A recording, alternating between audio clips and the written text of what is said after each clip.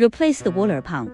The panel shows ice making status. No water flow in the ice tray. Press and hold the power button for 3 seconds to shut down the machine. Unplug the power. Prepare the above tools.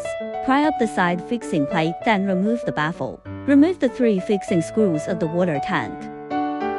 Remove the float bowl. Take out the black water pump. Cut the cable tie. Unplug the white soft hose.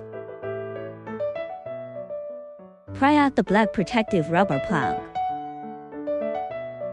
Remove the back panel. Cut the fixing cable tie. Open the black mainboard cover. Cut the fixing cable tie.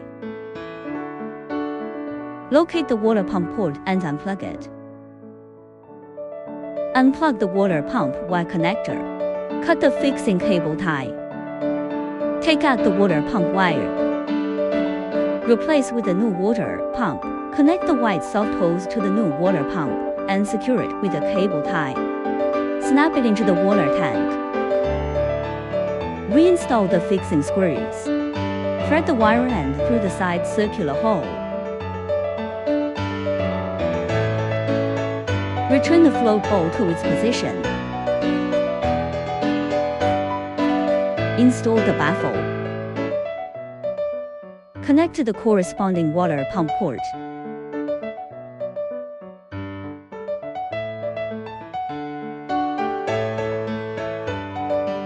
Secure the wiring with cable ties.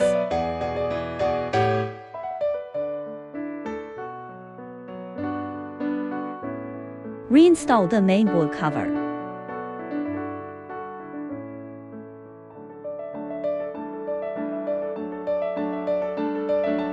Reinstall the machine's back panel. Connect to power source. Short press the power button to turn on. Ice tray functions normally with water flowing and cooling. Replacement is complete.